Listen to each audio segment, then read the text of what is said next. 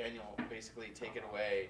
It's going to be, like I said, 30 minutes of presentation, and then you guys, please, raise your hands, think of good questions for him, and that's really what we want to capture here. This is going to be caught on videotape and recorded for posterity. It goes up on Storycode's main website, which is storycode.org, where you can review the presentation. You can see presentations from folks who are presenting in Paris, in LA, in Boston, in DC, in New York. Those are all different chapters, and the whole idea is to create a library of these kind of talks that get people thinking about new ways that we can tell stories on new platforms. So without further ado, Daniel. Thanks so much, Michael.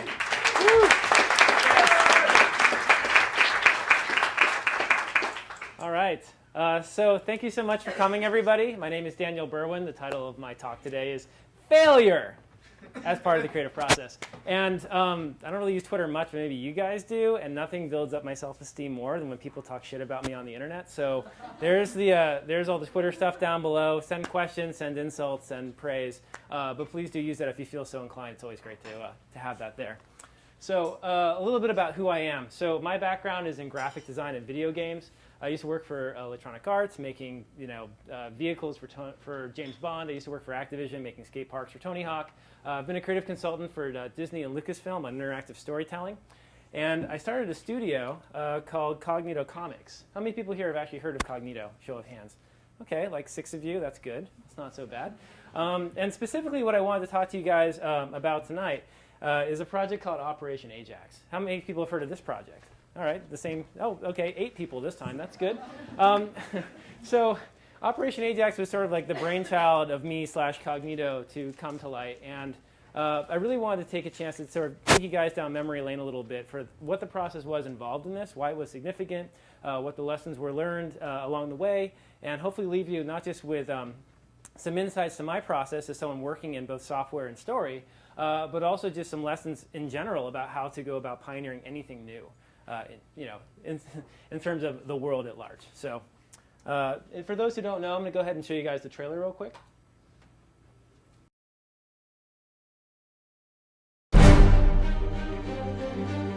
Introducing Operation Ajax for the iPad. Based on actual events of the CIA's involvement in overthrowing the Iranian government. A bold and original interactive graphic novel that redefines digital comics and the art of storytelling in 210 handcrafted pages. Navigating the comic is easy and intuitive. Tap or swipe to read the next page or to go back. Touching the middle of the screen gives you more control and lets you dive deeper into the rich history surrounding the story. At the bottom of the screen, we can flip through pages. It's also easy to jump to different chapters. A handy guide can be called up to provide a synopsis of the cast of characters. Occasionally, you'll see a star while reading. Touch it to pull up additional information about key story points. Historical documents that have only recently been declassified, and even newsreels from the era. Operation Ajax by Cognito Comics. Experience it at the App Store. Cool. So that was our... Yes. So that's our lovely trailer done here by Third Street Works.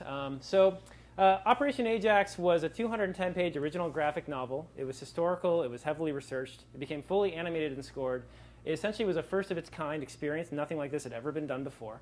And I started the project in February of 2008, and we shipped the first version of it on the iPad in November of 2011. So, Ajax is more than just a story. It's more than just a graphic novel that's been adapted to have motion and sound. It actually has a lot of ancillary content in it because it's iPad-based. We have dossiers and newsreel footage and declassified documents. It's a true story about the overthrow of Iran's government in the 50s by the CIA, and there's just a ton of stuff out there about this stuff. And so for me as a designer, as someone who comes from interactive media, there's all sorts of opportunities once we went digital. And I'll talk more about this later in the talk. But I think what really pushed this over the edge and made it relevant is that it went beyond what a printed graphic novel could be. And we were able to imprint video and declassify documents and dossiers and really try to make it more both educational and more engaging for our audience. So I think that's what gives it sort of credibility in terms of that sort of format. Just to sort of recap the project from a successful standpoint, to date we've had 85,000 downloads, mostly free. The product started out paid, and I decided to switch it to a free product. It got a lot of acclaim. It was a FWA mobile app of the day. It was a Webby honoree. I got to present the work in 2012 at South by Southwest, which was a tremendous honor. And for the past 18 months, I've been going around the world, mostly because of this project, talking about philosophies on interactive storytelling. So from that lens, I'd say Ajax was totally awesome, and I'm super proud of it. But I'm not going to be talking so much about that, though. I'll be talking about failure. So we don't really like to talk about failure so much in this country. And I would say society at large doesn't really like to talk about failure. I think failure is just, it's a really critical part of the creative process. We failed a lot on the way to finally shipping Ajax and getting it out the door. And that's something that's usually going to be invisible to your audience. Most people are not going to know about this. And I think that it's really important that we talk about this stuff, because for anybody out there who's trying to do something new and to pioneer something, failure is just going to, it's inevitable. You're going to be failing while you're, figuring things out and succeeding. So I want to take success out of the vacuum. I want to sort of talk to you guys about all the problems we had. And my hope is that through doing that, it'll be educational for you guys, and it'll be sort of like, you'll realize that, A, first of all, it's okay to fail. And secondly, it's common. It's just part of what we do as people pioneering in anything new, whether it be software-based or anything you want to learn that you've never done before. So I'll tell you the origin story of this project. So in 2002/2003, this was going on. And at the time, I was living in LA. I was going to the Art Center in Pasadena, trying to break into the video game industry. That was sort of my goal at the time. And a lot of my peers were people who went to Art Center in Pasadena, and these kids worked like crazy. And the backdrop to us being like squirreled down in our little holes trying to become car designers or graphic designers or video game artists or whatever you're trying to do, we were going to war with Iraq. And my friends at the time, who were super busy on their goals to becoming these artists of the future, had time to maybe watch Fox News for about half an hour a day. And I was trying to have a dialogue with them about what was happening with world events, and it was kind of impossible. We were being fed a lot of story around why we were going into Iraq, and it didn't really jive with me. I didn't really feel like things were right. It felt like there was more to the story, and I wasn't really sure what that story was, but something basically felt out of place to me. I didn't see America as the victim, and I knew there was more to the story, I think, than what was being told to us through our major media news outlets. So, something just kind of felt off to me while that was happening. In 2007, my parents introduced me to this book by Stephen Kinzer called Overthrow. Has anyone actually heard of Stephen Kinzer or any of his work? Okay, like 2 of you guys. So this book was like totally life-changing for me. Stephen Kinzer's a journalist. He's a New York Times bestselling author. He was in Nicaragua when the Sandinista movement was breaking. He's been around. And he's written a bunch of books about different countries the United States is basically fucked with in one way or another. And Overthrow is like his grand review of all of these different stories, starting with Hawaii and its annexation in 1898 up through Latin America. And this book like blew my mind open. I was like, oh my God, here are all the information that I knew was out there. I didn't know where it was.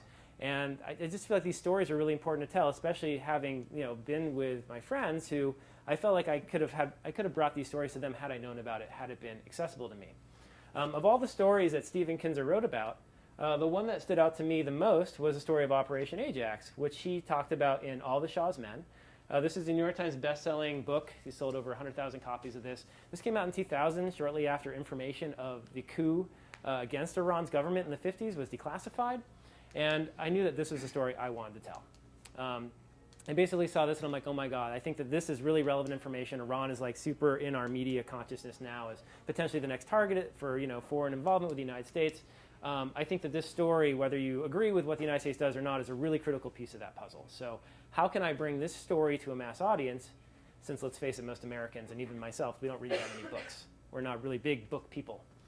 So I was trying to figure out what the best way to do that would be. I come from this industry, and at the time, I didn't know if video games were going to be the right fit. I knew that I possessed certain skills and certain interests that were really good at engaging people around stories and media, but it was through the PlayStation 2 and the Xbox. And this is before the mobile phone had really come out as a major mainstay of interactive culture. It was before Facebook and social media and casual games had really become a huge part of how people spent their time. And so, to make a PlayStation 2 game cost millions of dollars, and I would argue also that it's not the best format for telling a story. So I didn't think that was really going to be a good fit. So I figured maybe instead a graphic novel would be the better way to go. This is Torso by Brian Michael Bendis. Has anyone here actually read this book or is aware of it? Handful of you guys? One person. This book is great. This book to me was sort of I discovered this book in 2000. To me, this was like a reinvention of what graphic novels could be. I had grown up with Marvel and DC stuff. I thought that comics were really cool but very superhero oriented. And Torso was totally different. Torso essentially was a true story about Jack the Ripper. It talked about Elliot Ness and all of these historical events that were happening. And the storytelling was totally unique. It did not look like a DC or Marvel comic book.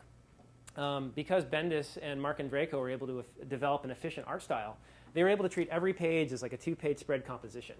And there was tons of negative space, and it was just told in black and white, and it was like nothing I'd ever seen before. And they even went so far as to actually imprint artifacts from the era, like newspaper clippings about Jack the Ripper, and to paste them and Xerox copy them right into the page. And I was like, that's really cool. I think that's an amazing format for telling a historically accurate story. That's going to totally play into my goal here for how to do this thing. And if you aren't familiar with Ajax and you do get a chance to check it out in the future, and I hope you do, you'll definitely see influences from how we broke things up and made things move based off of this sort of forward-thinking print format approach from Torso. So I was like, cool, I'm going to make a graphic novel. Awesome. All I have to do is convince this guy, to Stephen Kinzer, that this is a good idea, because I thought that he was the only person that could possibly help us. And as soon as I had his buy-in, of course, everything was going to be great. So in February of 2008, he was doing a book signing here in San Francisco, and I was tipped off that he was doing that, and I was like, oh, I'm going to totally pitch him, and it's going to be great. So I came with my copy of All Shah's Men, and I'm super nervous. And I'm waiting in line, and I put the book in front of him, and he's signing my copy, and I think I blurt out, I think it'd be really great to turn these into graphic novels. And he stops signing my book, and he looks up at me, and he goes, that's a great idea. And I go, oh, okay. And so I was like, well, shit, I got to do it now. So that kind of kicked us off on the grand journey. I'm like, sweet, the Kinzer's on board. Awesome. We'll figure this out somehow. This is going to be good. So I didn't have a business plan. I absolutely had no idea. I had no idea what I was doing. I just knew. It basically just seemed like a really good idea to me. I knew I really wanted to tell this story. Essentially, what it really boiled down to, underneath it all, is I really wanted to prevent war with Iran, or at least have an honest dialogue about it before we went into another country, with whatever the rhetoric is going to be from our government. And so I just saw Ajax as like a critical piece of information that at least Westerners, that we should all know, if we're going to continue to conduct ourselves the way we do in the world going forward. So, basically what I did have was passion and purpose. So the white slides are like the takeaways, so if anyone's seen contrast. Cards Against Humanity was a huge influence, and it's so these are the answers. So passion and purpose. And honestly, this is what would feed me through dark times, which I will tell you about coming up, for about 4.5 years, as I totally tried to figure out, from not having any idea how to do it, not only how to make a comic book, but how to make an interactive comic book on the iPad. So on that topic, how not to make a comic book. So there's 2 problems with my plan. I can't write and I can't draw. I was like, right, I've got an idea. We're going to make this work somehow. So as you know, comics essentially boils down to really 2 core skill sets, being a writer and being an illustrator. I didn't possess either of these skills. However, I did have friends that could do that. One was Mike DeSev, who was an animation director at DreamWorks. And so Mike came from animation, and I came from games. And I called Mike up, and I was like, Kinzer's on board. You have to do this. And he's like, OK, that sounds great. Neither of us had any experience making comics before. And we kind of just shrugged it off, like, how hard could it be? Comics, that'll be fine. You come from animation, I come from games. That's way harder than making a comic book. And that definitely did not serve us in the process. And I would say one of the biggest failures for us, and especially for me, was early on seeing how difficult it was to embrace and understand that culture, and to readjust our expectations, and to give comics the respect it deserves as an industry. Begrudgingly sometimes, but also ultimately, if that's what you're making, you need people to perform. And there's a lot of butting heads, both between Mike and myself, and also artists we try to bring onto the project. So I'm just going to say, don't work with your friends. I'm very lucky that Mike and I are still friends today. I like to think that we are. But it was difficult. It was not always the most harmonious time. And time and again, I replicated this formula for disaster. I'm like, oh, I need help with a website. You're out of work. I'll pay you very little money, and you're my friend. So it's like we're doing each other. It doesn't work. So don't work with your friends. That's just bad news.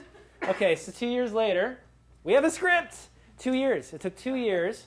One, just because Mike and I were trying to figure out how to do this while I was teaching and he was doing other writing gigs. Secondly, historical fiction. Right, we can just make up how to do that from scratch.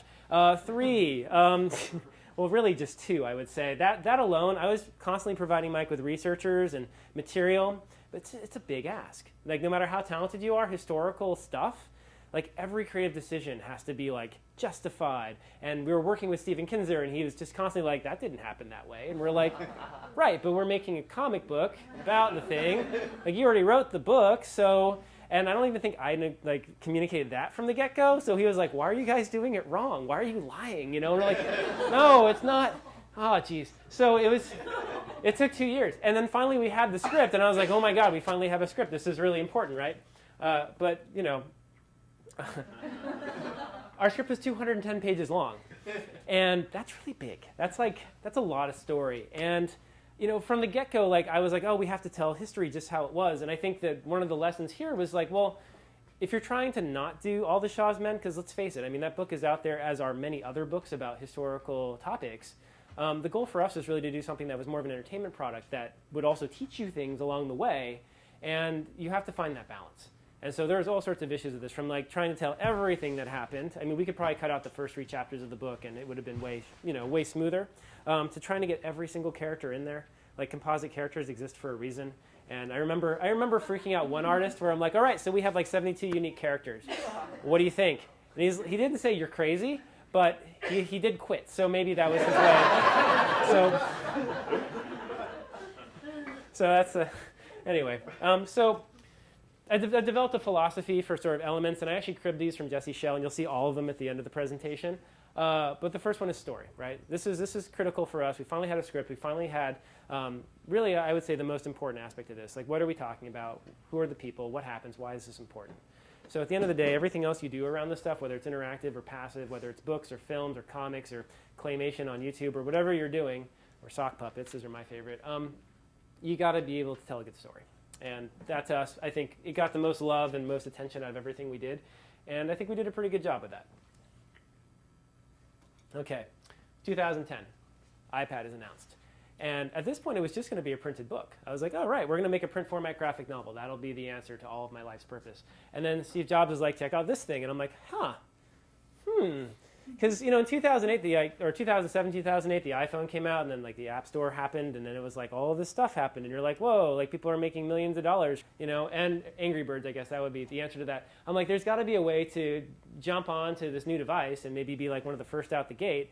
And on top of that, if we go interactive, I have a role now. I'm not just a producer yelling at Mike. I'm actually a creative force on the project because I'm a video game guy, and I understand interactive software, and maybe there's a way to, make it move and do cool stuff.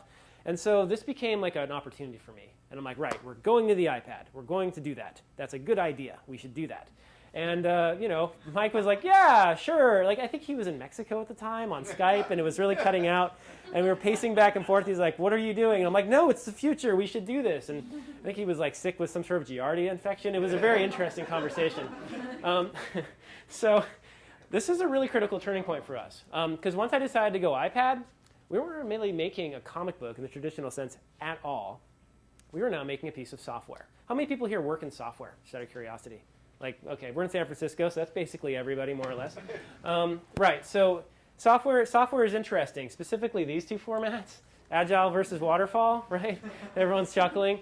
So Agile is an iterative process, and the general idea is you have an idea of what you want to make, and I'm totally going to botch my explanation of this because I'm kind of pulling it out of my ass, but basically you kind of come up with a prototype, and you then try that prototype out, and you test it, and you realize all of your ideas are wrong, and then you change it, and you test it again, and you keep honing the idea with what's called a minimally viable product, or an MVP. Waterfall is we're making this, and I already know what that is, and here are all the steps, and just execute. Right? So it's basically, there's not really iterative process. And if you want to think about, say, film or comics, they adhere to the waterfall model pretty well because the formats for those media formats formats for those media formats. The model for those things is very well established. In particular, that was very important for us, which is art. So I'm going to use art as our model for looking at agile versus waterfall. So in a traditional graphic novel workflow, you basically have this many roles. You maybe have an editor who oversees all of that and yells at people. He's like your producer slash quality checker. Script, right? Pretty straightforward. You write the script, then you draw it, then you ink it, then you color it, and then you letter it, and then you print it. It's very straightforward. There's not a lot of mystery there. You might do iterative process on your script. You're like, oh, I don't know if the story's quite right. Let me hand it to someone who speaks comic book script, and maybe they understand what I'm trying to do, and maybe that's where you change things, and then the rest is just kind of straightforward. Or maybe you edit the art a little bit because things weren't accurate. Our workflow was very, very different from this. And actually, if you want to think about waterfall in terms of like a literal translation, right? Script to pencils to inks to colors to letters to done, right? It's very straightforward. Waterfall makes sense for that. It's, that's the model we essentially had employed. Our format was a little bit different. We had script to pencils to inks to layers, and that was a pain in the ass. I'm like, oh, do you draw for a living and you get paid no money and you spend lots of time doing that? Here's another job for you. Do you know Photoshop? Well, you're going to learn. Here's a tablet. Hooray! Like, it was not easy. Like, you'd be surprised. Like, comic book people, and bless them really, they're fine artists. They're fine artists who like to work in like ink and paper. A lot of them do. And they have like originals when they're done, and they sell the originals, and I own some of those originals, and they're like framed pieces of art. It's a very different psychology. It's a very different culture than, say, mobile software development, which is essentially what we were doing. So that was a problem. And then from there you go to colors, also layered, letters, and then, oh, animation and sound. That's fun. Let's figure out how to do that next. So our process is totally different. These seem like minor steps, but they totally changed, especially for working with traditional comic book artists, the whole process for doing this stuff. So just to give you an example of that, this is a page of Ajax. The actual book was produced in print format, so hopefully we're going to get it printed very soon. I'm really excited about that. But the entire book, all 210 pages, was done in print format. And this is really important for us because this language was critical to making sure our motion would work later. One minor difference, though, all these pages were actually produced in layered pieces. So I think it came out to, I don't know, this is a 2-page spread, and there's actually 4 of these. These are only 2. Right, but all the different pieces are little elements that had to be brought into our tool and animated and moved around. I'd say in total, if each one of these is considered an individual art asset, we came in around 6,000 art assets to build this book. And if you're working with comic book people and traditional storytellers who don't deal with like asset collection and organization and all this stuff you do, like we didn't have a check-in system, like all sorts of really, yeah, everyone's groaning. Yeah, we were using Dropbox and constantly erasing each other's work for the first couple months. It was great. So, yeah, then I'm like, oh, well, I guess I'll just get us a networked hard drive. That'll answer everyone's problems. So, yeah, only in San Francisco can I, like, have this dialogue. It's great. So it takes software knowledge to produce this stuff. And, like, it's a culturally very different fit, I think, from where we started with this whole thing. So, anyway, at the end of the day, I think it all ended up looking pretty good. Aesthetics is our second element from the tetrad. And, the art style does change in Ajax. It was very hard to get single artists to carry all the way through, just in general. And so you'll see the art style change. We actually mitigated that by having the same colorist paint every page. And so I think it blends pretty well. But, that's just one of the challenges you have to deal with, right? So me as a creative director it's one of the problems I had to figure out.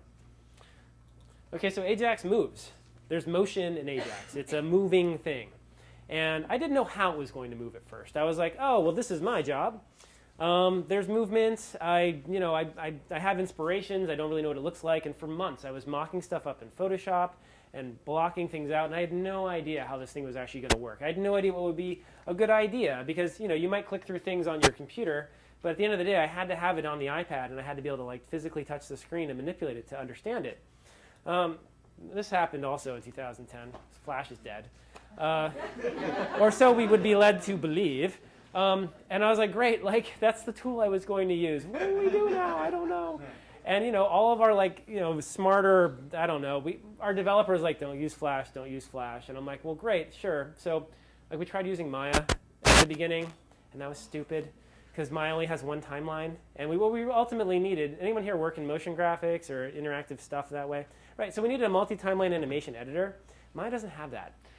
Flash does, After Effects does, but After Effects certainly wasn't going to work. So basically, for like a month, I wasted time in Maya producing horrible, broken-looking things. I really wish I brought one of the videos. They're really embarrassing. But like, you know, and my animator at the time, who was also not a cultural fit, and we learned that the hard way, also a friend, that was difficult, was like trying to like puppet things along. He's like, look, I'm a, you know, character, and it just looked horrible and broken. And I'm like, you're not listening to what I'm trying to say. So ultimately, at the end of the day, what I had to do was experiment. So, you know, the lessons here was really, sometimes you just need to play around with stuff. You need to stop thinking about every decision through the business lens. It wasn't until I started mocking stuff up in Flash that I'm like, oh, creatively, this is the answer. Technologically, we'll figure it out. But creatively, this is how this stuff should work.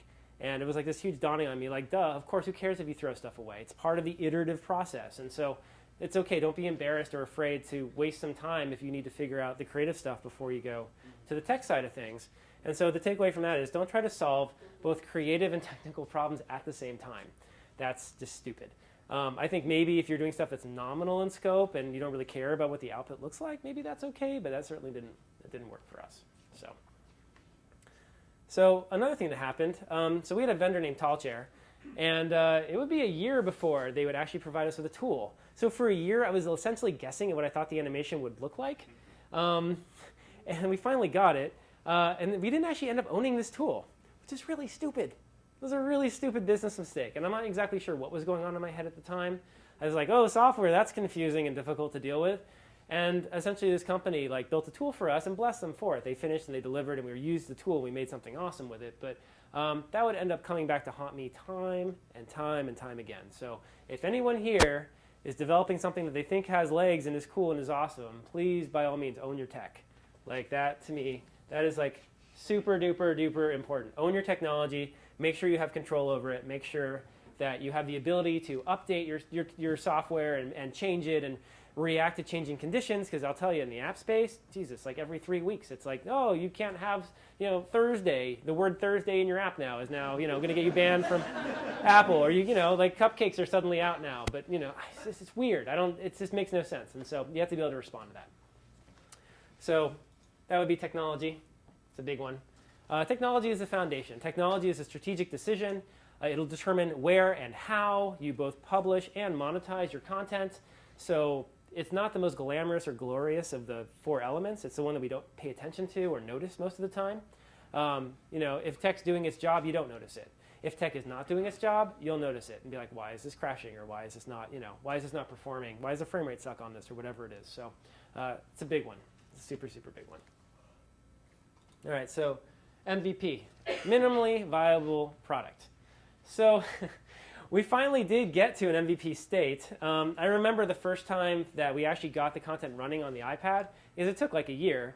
And I remember the first time, I didn't know if it was going to work or not. I'd mocked up this animation, and I was like, I think this is a good idea. I think theoretically this is going to work. I liked it in Flash in a web browser, so maybe that'll translate to an iPad.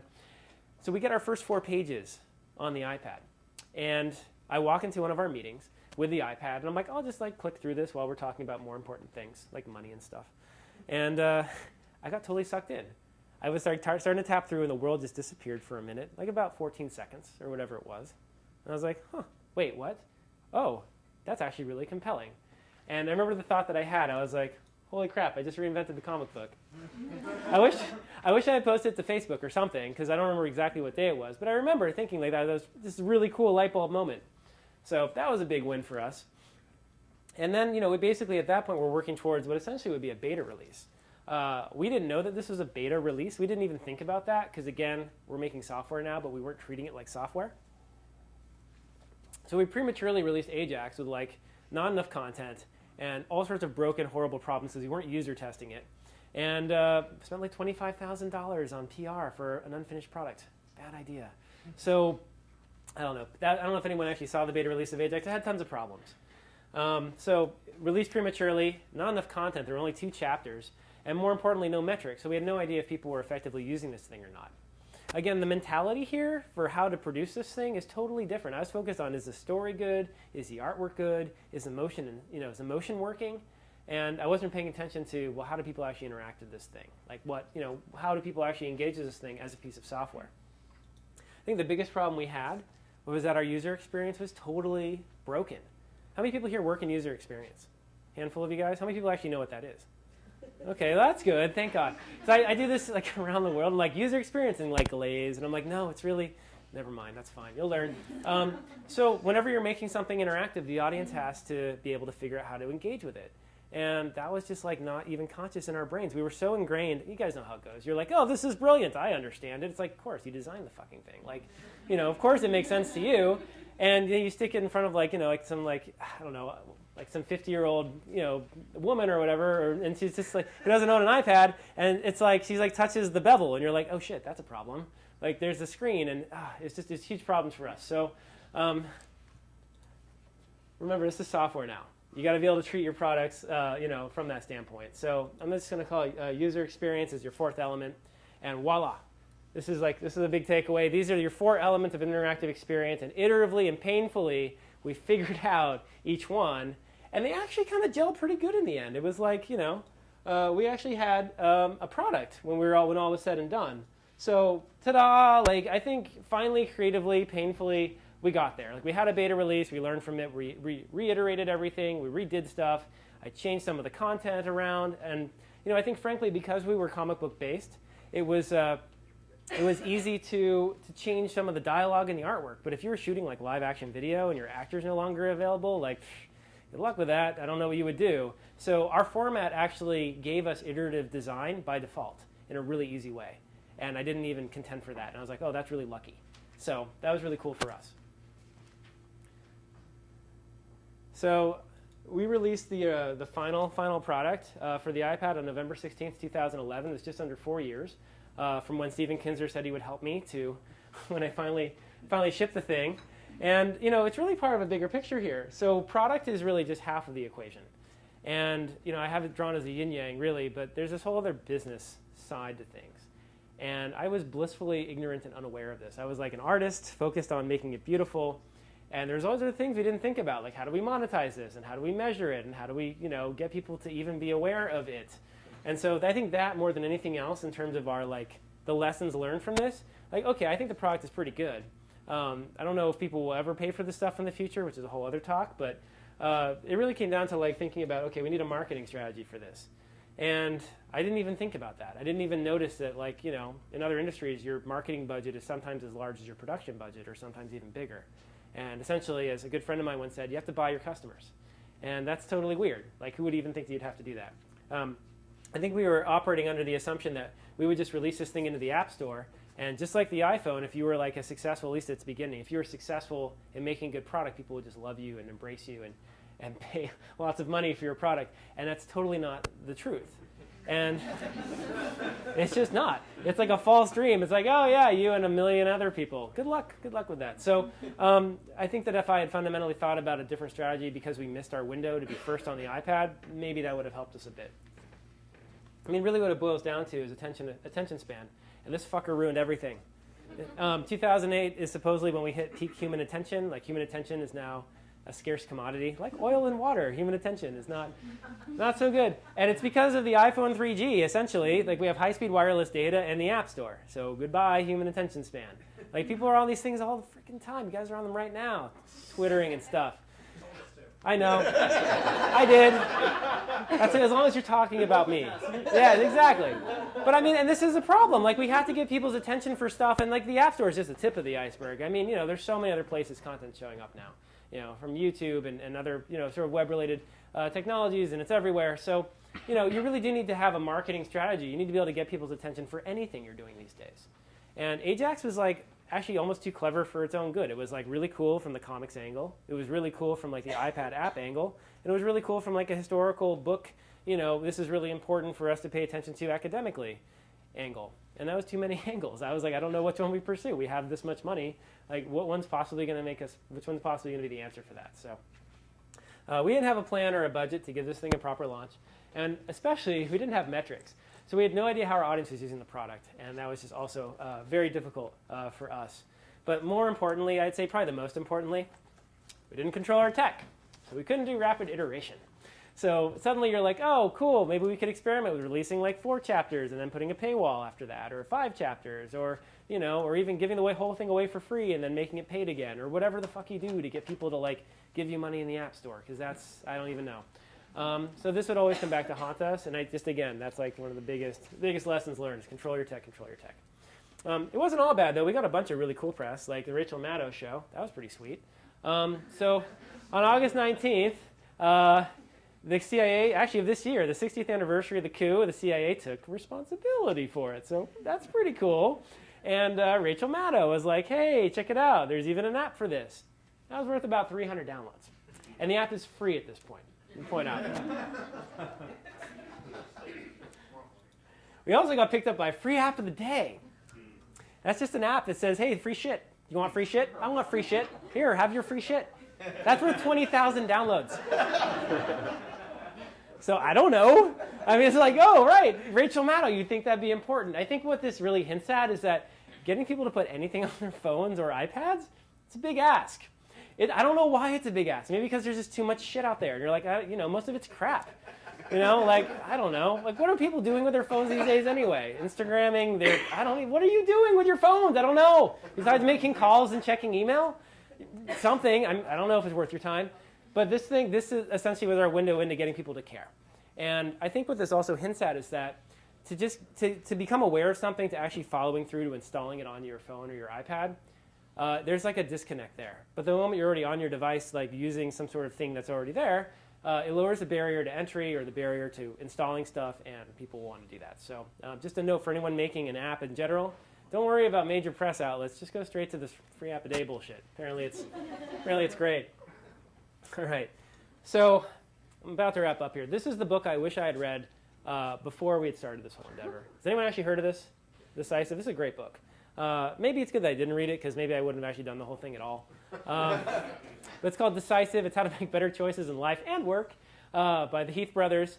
And there are two major takeaways from this book. I mean, basically, it's a good read, and I don't want to spoil it for you. Like, it has value in and of itself. But the two major takeaways. Well, the first one was ooching, right? Seriously, it's a real word. So to ooch is to construct small experiments to test one's hypothesis.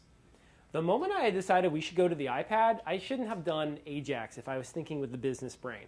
I probably should have done like a 20-page short story that didn't need to be historically researched and was just fun and mainstream and, I don't know, superhero-y probably, so people would actually pay attention to it. Because honestly, like the format, like it's a mixed bag. Some people are like, oh, we love that it's a documentary. And I'm like, oh, yeah, I guess it's a documentary. Sure.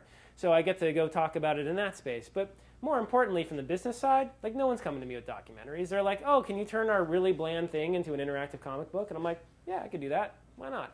So we could have done like 5 pages and shown people that and made a business case for that. So maybe in some ways it's better that I didn't actually ooch. But essentially, figure out how to like hedge and guess and do your best estimates on how to like do this stuff so you don't burn through lots of cash and lots of time. Second one, it said, was ask an expert. Find someone that has solved your problem before. Well, we tried. I think one of the problems we face is that like we asked comic book people and they're like, I don't know, because nobody in comics had ever done this before. So that was a problem. And then no one had known how to like actually sell successful app content. In fact, the only people at the end of the day that remotely had an idea of how to market this thing was our like app marketing people who I ended up hating and then realized they were actually right and it was me that wasn't able to iterate my product. So, if you have like 75 experts that can all apply to your project, maybe that's too many. But that was a big problem for us. And I think that there's always ways to do this better. But generally speaking, find someone who solved your problem before and hopefully they'll save you some money and some time. Okay, so I think we're ready for the big takeaways. So finding the right people, finding the right team, super critical. I still struggle to this day to find people that I can work with. Like when I find them, they're great. So it's obviously not everybody else. I'm probably horribly flawed in some way. But that's a big one. Own your technology, ask an expert, ooch, and use your testing and metrics, right? You want to make sure that when you're making something that's software-based, that it actually works and you understand how people are using it. So just to sort of recap, like, what all of this means, right? Why is Ajax relevant? Why should you guys care? Where are we in this grand sort of iterative process of figuring out what the next mass format is for telling stories? Horse in Motion, 1878, Edward Muybridge. Anyone know that name? Oh, that's awesome. Amazing. A cultured crowd. Good. So it was a bunch of like still photos of a horse running that he strung together into either a zoetrope or a praxinoscope or one of those things. I'm probably messing that up. But it was film. It was prototypical film. And people were like, oh, my God, that's really cool. Nice toy.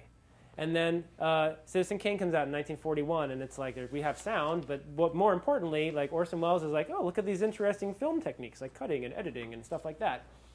And I think Citizen Kane really set the standard for what modern cinema would follow after that. That was 63 years. That's a lot of time. And up until that happened, film was kind of a novelty. Nobody really took it seriously. We had little breakout moments like Great Train Robbery and stuff like that. I'm not a film expert, so I'm totally making this up. But essentially what I'm getting at is that just because you have technology doesn't make it art. Doesn't mean that it's going to emerge as something people like or want to use. And film is obviously, I think, probably the most mainstream, widespread format we have these days. And, essentially the theater we're enjoying right now is sort of dual use in that purpose. It's very, very universal. It's very cool. It's very transmutable. So it's going to take a while to figure this stuff out as we start to try to evolve that format. Pong came out in 1972. So it's only been about 41 years since that happened. So we got some time. And I'm really grateful that I got to do Ajax. I'm really grateful that I got to add to the dialogue and add to the knowledge base of how this stuff works. And I've gotten to meet some amazing people because of it. So to be seen as a peer in that sort of world is really cool. I never thought that would actually happen. When asked how he was able to produce Citizen Kane on the first try, Orson Welles said, this is according to Wikipedia, so maybe it's a lie, but ignorance, sheer ignorance. There's no confidence to equal it. It's only when you know something about a profession that you are timid or careful. And I'm like, oh my God, he's talking about me. And it's true. I'm like, I'll make a comic book. I'll make it interactive. I'll just figure it out. And of course, I was crying and hiding by the end of it. But it's true. It takes balls. It takes a willingness to go forward and conquer and waste some money and waste some time and to just do it. And I hope that you guys will, stay foolish, essentially, right? So, success is a sign you're ready to learn something new. And failure is a sign you're learning something new. And I will say now, I've been doing client work. I just started doing that from the Ajax process. It took about a year. I was working with Disney. I was able to figure out a better tool workflow and actually cost these things out and create a pipeline that honored the illustrator so that they could draw and then someone else would layer and someone else would color. And it works really well now. And I can actually produce these things and I can price them and I can predict how long they're going to take. I never thought that was going to happen by the end of Ajax. People were like, can you make one for me? And I'm like, no, you don't understand. Do you have way more money than you think you do to do this? Because it's hard, But it's fine now. And for me, I'm actually really excited about the Oculus Rift next. I'm okay, iPads are cool and I like that stuff, but there's always a new frontier. So, failure's good. Failure's awesome. Keep failing. Thanks.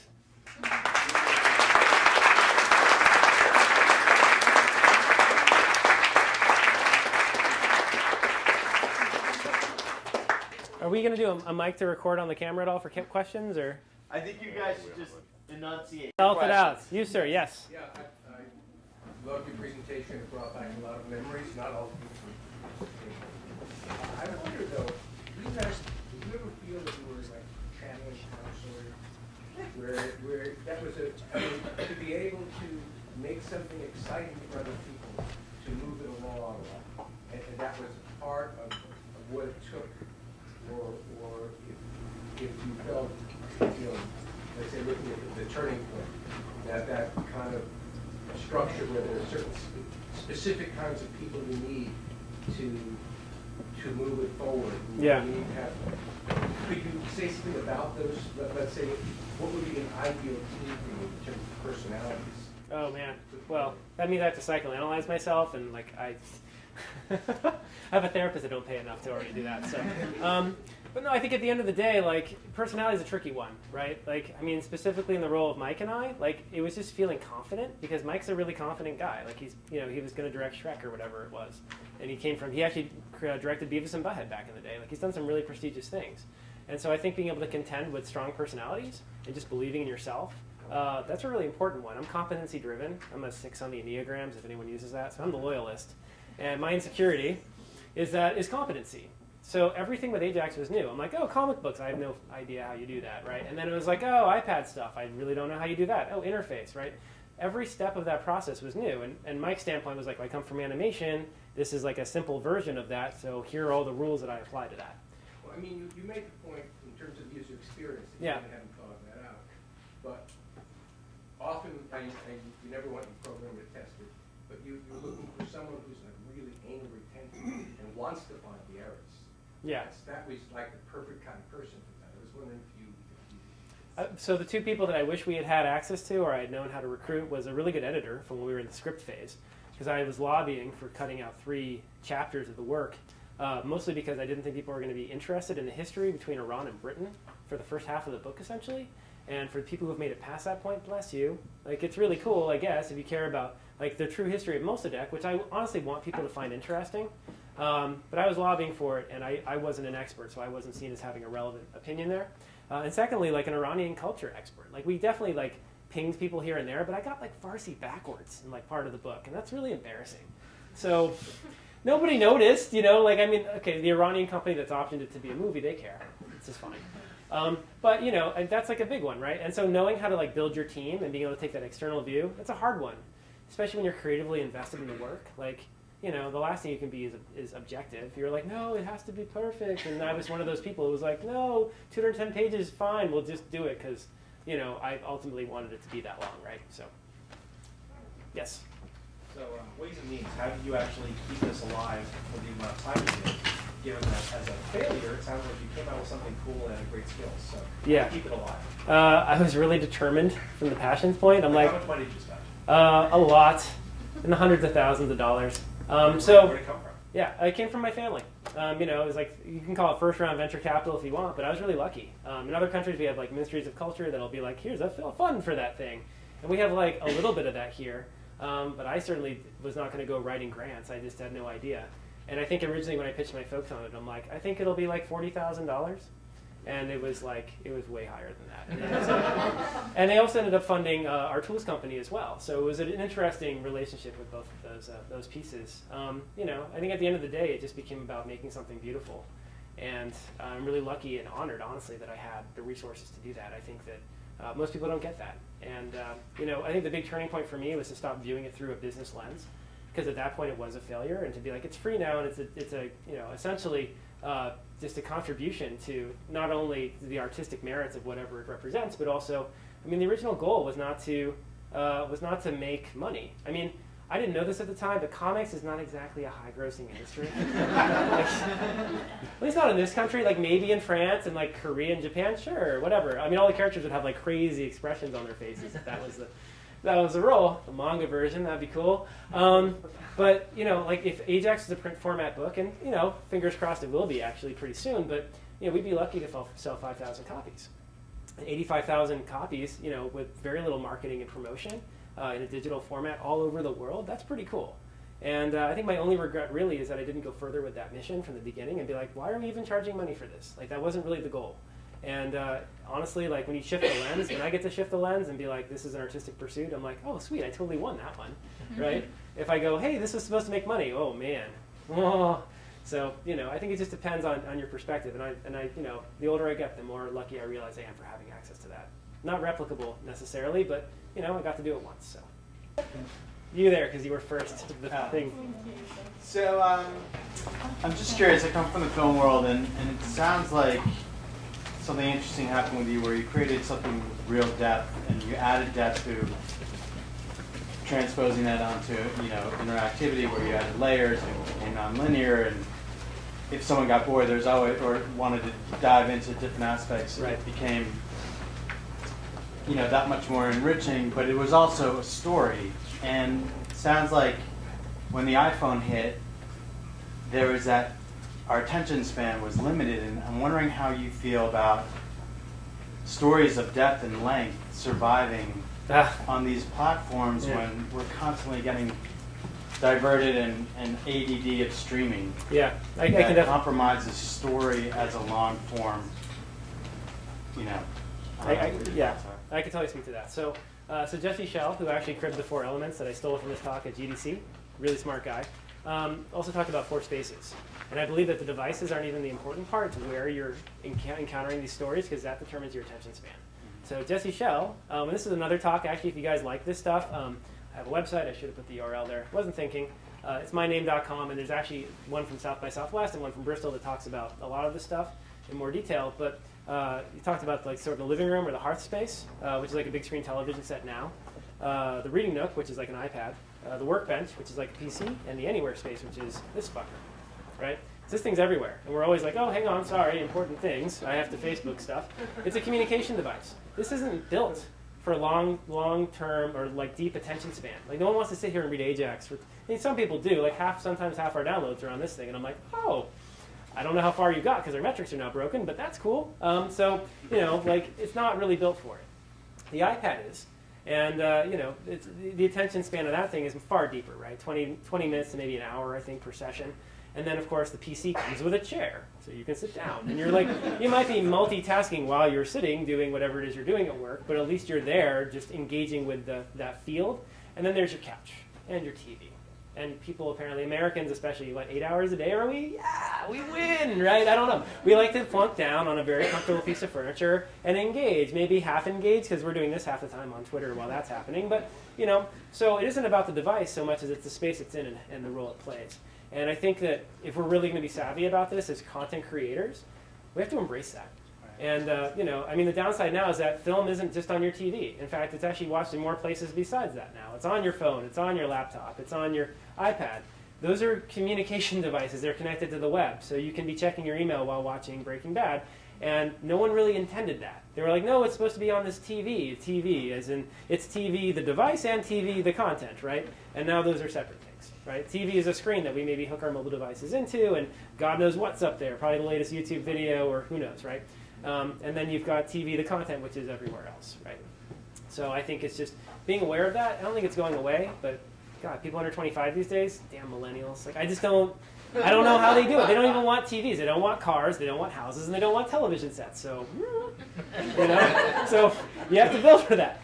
And I mean, even I was just at this film market, and I think this is the funniest part. They had like the guys who build like the theater systems, like Do Re Mi and God knows what else. And, you know, the guy's like, yeah, Hobbit, 48 frames per second, dual projectors, it's really awesome. And I'm like, is it really? He's like, well, I'm like, do we need that? He's like, well, he's like, okay, I'll be honest. He's like, I was on the flight here and I was watching Moneyball on my phone, and I got totally sucked in. And I'm like, aha. So, you know, I mean, he was on an airplane. It wasn't like Twitter and shit was coming up while he's trying to like watch the movie. But how important is it? I don't know. I think it's like you're talking about communication devices as media delivery devices, and that's really up to the user to be disciplined. But also, where are we while we do that? So, anyway, that was hyperbolic, but you get the idea. More hands. You there? Yes, you. I was wondering, you talked about it early on. You spoke about it a little earlier. You went free at one point. I'm wondering what was the catalyst for that, what was the moment when that decision was made, Absolutely. Or why, and did the business model just, it was given up on at that point? Well, I mean, yeah, so again, like business model, right? So the challenge that I ran into, I optioned Ajax away to a movie company, and they were like, big plans, and I'm like, no, we don't own the technology, we have no idea what the hell we're doing. And so they're like, we're going to do all these language versions. I'm like, great, when is that happening? Because it's like getting out of date now. And like, you know, we're to the point where we can't even update the app anymore. I'm like, oh, great, thanks, Apple. Like, they're like, we just don't like something about whatever the code was doing back in 2012, which is the last time. So it just became a beast, you know, and to try to stay on top of that, like, was just impossible. And it was exhausting, and I was burned out. So, you know, I think if it was, we tried like $7.99 and $4.99, and it didn't really make much of a difference, to be honest, like where the price point was. But at the end of the day, I was getting between 5 and 15 downloads a day after it would like peter out. Like, you know, big news would hit and maybe it'd spike for a second or whatever. And I'm like, what the hell is the point? Like, I don't care that if I'm, you know, I made maybe less than $10,000 back on the whole thing, and it wasn't even about that. And I was like, that's not the point of this product. So it should be free. And I just was like, I was just so sick of like hanging on to trying to make money, because I was making me miserable, and it also wasn't reaching an audience. So that was the catalytic moment, and it was like a huge relief. Like I sat down with my parents, I'm like, look, I don't know what we're doing with this, like thank you for doing this, but we both know, like we didn't go into this being like, we're going to be rich. Like we both kind of hoped, oh yeah, that'd be nice if we like made our money back, right? Which, you know, I mean, I think for any app these days, like the prospects of that is just really low in general. Like the App Store is just a brutal place. And honestly, if I don't have to publish through Apple's system again, I won't, because it sucks. It's just not friendly to developers. And I look at people who do web-based stuff, and I'm like, oh, you have no idea how good you have it. You're like, oh, do you want to change? Just push it to FTP or whatever, and voila, you know, and run all your metrics and know what's there. Like, there's no gatekeeping. I think the general thing going forward for us is to like get around Apple's and even Google Play or one of these other app stores and just have content that, as it exists on desktop, exists on mobile. We're not there yet. And as a developer, as a content creator, I can't wait because then it's up to us to reinvent what value is. People release an indie game on Steam and they can charge like $15 for like, I don't know, like a couple hours of gameplay, and people are happy with that. Like I don't, culturally, apps are just kind of broken. So I used to think that it was just me, like I had the problem, like I was the failure. But I met so many other people who have like done this stuff now, and like none of it's made any money for the most part. So I'm like, oh, okay, I'm not crazy. Like the product is actually good, and there's this like larger endemic system that I think is penalizing that. So I'm really lucky that I got to give it away for free. I don't think most people have that luxury, and I really wish that I thought of it earlier, because frankly, it's like my soul is now at rest, because of that. So let's try this out. So you talk a lot about finding an expert, and you talk a lot about your inspiration. So other than things like Storycode, are there other places you turn to that are talking about immersive experiences, interactive, that are galleries that showcase this type of work and have these kind of conversations? It's a great question. So I'm actually really both honored and surprised that this is happening here, because my experience as a San Francisco resident is that there hasn't been a lot of audience in the States, and maybe I'm just totally like not looking in the right place. Like maybe I'm just like, but what's weird to me is that like, Ajax found this audience in Europe, and I've been going everywhere else to talk about this stuff. And you guys are like the first time I've like spoken about it in San Francisco. Like it's really cool. So that's great. But I haven't found like one central place. Like I'll meet individuals at these conferences, and I'm like, oh my god, a soulmate. And we'll like talk, and I'm like, bye, I'll never see you again. And we just like randomly email each other the latest whatever thing. And I'm like, oh, so far away. Because, like I don't. It's really hard to find a peer group. Like I have a couple of friends here. Some of them are here tonight. I'm really grateful you guys came out. Like it's really nice to have that. But there's no structured space for this that I found. So if you guys know of like a community that does this, like please do let me know, because all the time I'm like, oh, a blog post that was really interesting, or this cool video game, or whatever it was, and like it just kind of goes into like these random email threads, and there's no localized, centralized place where it's being collected. So I think it's necessary, and maybe the hosts of this event have ideas around that. It's definitely a need, and I think someone's just got to make it happen. Like I'm happy to contribute if I can find a way to make that. Yes? I have a question about you and the relationship that you had with the author of All the Shells Men, I forget. Stephen Kinzer. Yeah. Yes. So over the course of this, like you mentioned it to him while he's sending your book, and then he went on this 4-year journey with you? Sort of, yeah. I never really knew how to use Stephen Kinzer as like the Stephen Kinzer machine. Yeah. Like Kinzer's like, he's a writer, man. He's a journalist. Like we went to his house once, Mike and I, and like I've never day drunk so much bourbon. I mean, the guy just throws it back, and he's like steady as a rock, and we're like, wow, it's like 1:30, and you've had 6 of those. So he's a really nice guy. He's just been through it. And he's like, whatever, you yahoos trying to write history. It was only after we had finished, I'm like, so we're trying to do a marketing push, and we need you to help. And I still haven't figured out how to like work with Stephen Kinzer in the best way possible. Like he'd write intros for the chapters, and they'd blow all the things that happened later on. I'm like, no, it's mystery. Like you can't just like tell us everything. Like it's just like, oh god, how do we work together? Like you're a smart person, but we're so different. And I finally explained to him, like, no, it's like for like 17-year-olds who want this to be exciting and cool. He's like, oh, why'd you say so? And I'm like, I thought it was obvious. You're making a comic book. So it was never, he'd just be like fighting us and all this shit. Like we know it's not exactly how it happened. Like it's a phone call versus a telegram, or this became a composite character, and he'd be like highlighting it, and then it became this like sticky debate. And I was like, but where do you draw the line? At the end of the day, was Stephen Kinzer the best partner for us? I don't know. I think he's a really, I love his work. He just came out with a new one on the Dulles Brothers, which is supposed to be really cool. But again, he's a different market. He's academic. He's NPR guy. Like I don't know if we'll ever get on NPR.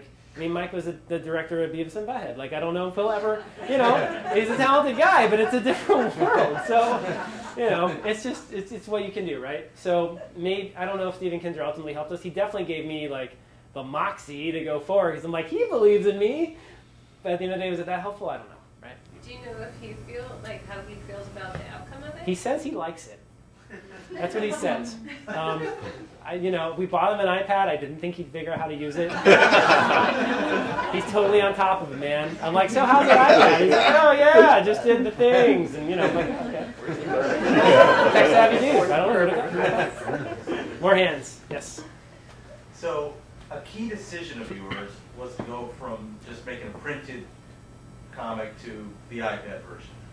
Now, in retrospect, when you kind of take out the novelty value to both to the market and to the individual users of seeing it here, how do you think that choice has affected the effectiveness and power of your storytelling? That's a great question. Well, at the end of the day, you know, the question I ask myself is why does it matter to add all this extra expense, right? The motion, the sound, and especially all the extra information. I don't know if there is a quantifiable way to measure the impact. I think that being a digital product allows it to have a dramatic reach, but it could have just been a scanned PDF, right? You know, I don't have a way to justify it except for the fact that people seem to love it. I've met some really interesting people in high up places, including Disney and Lucasfilm, who are like, we believe in this format. And there's a company called Madefire that's now trying to make it a commercially viable thing. So, is there love, do you think, because it's a better storytelling experience, or is it novelty that, you know, 10 years, like, yeah, we've seen that? Boy, you know, I'm petrified that it'll be seen as a novelty in 10 years versus like this was actually a you know, artistic contribution that meant something. It's hard to say, right? That's totally a subjective viewpoint. I will say this. I'm producing new books now with other clients, and occasionally, because they run on my phone, people are like, what are you working on? I'm like, oh, I'm working on this thing about diabetes, and I like hand them the thing, and I don't say anything, and people read the whole goddamn thing in one sitting. Like, I don't even say anything, and they're just like, oh, this is really cool. And before I know it, they're like tapping through for like the 7 minutes it takes, or whatever, 10 minutes to read the 22 pages, and I'm like, oh, you just read the whole thing. And if I just handed them a printed comic book, they would have been like, yeah, it's a comic book, whatever.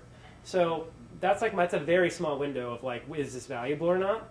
But people seem to really dig it, and I've gotten to go some really cool places because of it. So I'm really using. I mean, obviously, I believe it's important, but I have enough external stimuli now where people have invited me to speak about my ideas and seem to think that it's cool. That I'm hoping that I can be objective about it and be like, yes, this mattered. But you know, you'll never know, right? I mean, certain things endure and certain things don't. I think the biggest fear I have is that Apple's going to like come out with the iPhone 9 or whatever, and Ajax doesn't run anymore. And I'm like, oh yeah, there's a thing. Sorry, you can't see it now, right? And anybody who's like an aficionado of old video games, like who here plays, like, you know, is like familiar with like NES and Sega and all the old things, right? Like, how do you keep that stuff alive? Internet Archive. Right, but the interface is different, right? But what about the interface, right? Right? I mean, that's. I've worked in 2600.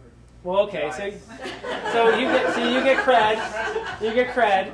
But that's really a problem because the 2600 is one of many systems now. That was a huge line of these things, and you know they disappear, and people don't keep the hardware around or it stops working. And there's something intrinsically inherent, like valuable and specific about feeling the tangible analog feedback of those devices that controlled that. And all that digital content just disappears. In fact, the reason I want to print Ajax is so it doesn't disappear in a poof of, you know, zombie apocalyptic, no more Apple, whatever. Like, you know, oh, look at the book. We remember these. Right? There's a permanence to the tangible. And I think, ironically enough, like, you know, those siloed industries like printed media and film are still celebrated. Like, you know, Jon Stewart has never had an app on his show, although maybe one day, right? And that would be really cool for us. But I think that, you know, I want to see it survive and I want to see it exist in formats that maybe endure more as well. That's long-winded. Clark. Hey. Hey. All right. So you introduced at one point the MVP metaphor. Yes.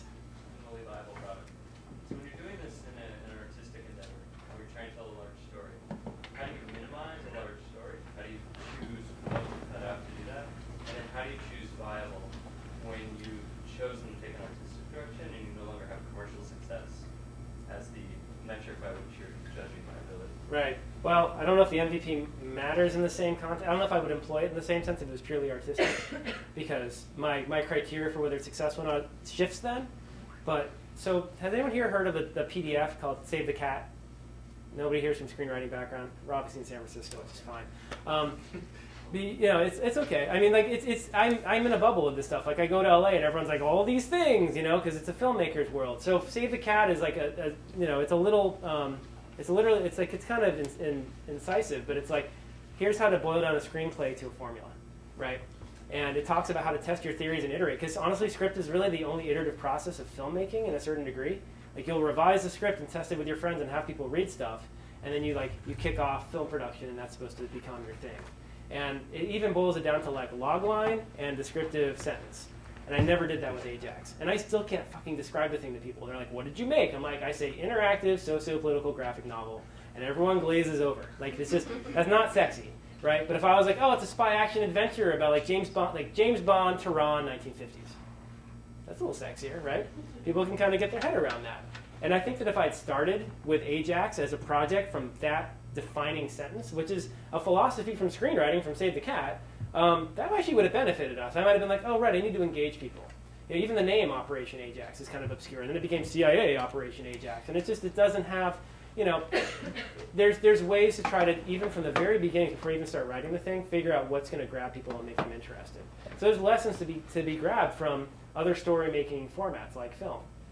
To move forward in the MVP model, instead of trying to do 10 pages, 210 pages, try to do 5 to 10 of them, right? And then stop, and then try to figure out ways to be more objective about how you're producing them and how you're animating them. And we just didn't have any structure to that. So what would an MVP look like for Ajax? It probably would have been one chapter with a lot more rigorous user testing and all sorts of metrics, and constantly reworked from the beginning to see what would have made it work better. And instead, we did an iterative process on a 210-page monster. And so, you know, I got to rework a bunch of the beginnings of it to make it better. And I'm lucky that we were working in comics where I could do that. But we probably redid about 10 pages at the beginning. So MVP for that? I don't know. Two chapters is definitely not enough. We out of time? Nope. We have time for 2 more questions, and it's awesome that you guys are asking a ton of questions. I just wanted to go through what the Twitter universe said. Oh, yes. This guy's terrible. Yeah. There was a lot of appreciation of your final quote. Success is a sign you're ready to learn something new. Failure is a sign you're learning. Nice quote there. You got that off the internet. Yeah. No copyright on that. And Brian Bukowski, are you out here? Yes. I had a really good question, wondering about the parallels and differences between covert ops in the 1950s versus the NSA revelations today. Oh, and I'd like to tag on to that, the idea that you sort of started off this project thinking that you wanted to get people thinking a little deeper about our involvement in the Middle East. And so I'm wondering how you've thought about that mission, that part of the project as it's played out. Sure. Well, the short answer to that question is that I kind of burned out. And even when the news came in, right, of you know, like the CIA owning up to the coup, I was like, that's nice. And I was like, and now I exit stage left. Like I think it's really important. I think that the story is still very important, and the concepts that are going on today are important. And I started Ajax when I was 28 years old. And my whole framing around my life then was like an idealistic young person trying to do good in the world with like no check. And now I'm like, oh yeah, I kind of want to like support a family maybe, and I don't know if I can continue to be an experimental artist and do that, so how do I retarget everything? I don't feel like I'm actually credible enough to answer. It's a really great question, and I feel like, you know, I'm more on the artistic side. Like I kind of just wanted the story done so I could like present it in a cool way, and I was less about how do we like go through each of these historical events and try to portray them the right way, because I wasn't actually that concerned with it. As long as it was engaging and interesting and historically true enough, that was enough for me. That wasn't my angle. That was really about Mike the writer and Stephen Kinzer working together. And I learned a lot from it. I'm really grateful for like the documentary style lens on that thing. But yeah, I don't have an answer. I mean, so much has happened even in the past like 5 years with the Arab Spring and all sorts of crazy stuff. You know, around that, like, I can't keep up. You know, like it's just, there's just so much there. I would love to do another project in the future where, you know, I'm able to embrace social media and the cell phone as a storytelling device that takes you in and out of like an on-the-ground movement where hopefully it does become more understandable and more bite-sized. Because in a way, I'm the audience. Like, I'm ADD guy who's like, oh, cartoons, that's fun. You know, like, I'd like to be learning about something, but I'm highly distractible. And I really made Ajax for myself because reading text-based books is hard. So, you know, it's just, like, I'm the measure of that. But I'm not the academic, and I'm not the person who's like, what does it all mean? Like, I'm more like, this is important. I feel like I wish I'd had this iPad in my hand back in 2002 when my stupid art center friends were like, oh, we watch Fox News and this is our opinions. And I'm like, no! There's other information out there. I swear to it. I just don't know where it is. Oh, look, a thing, right? That's what I wanted. And that's where it came from.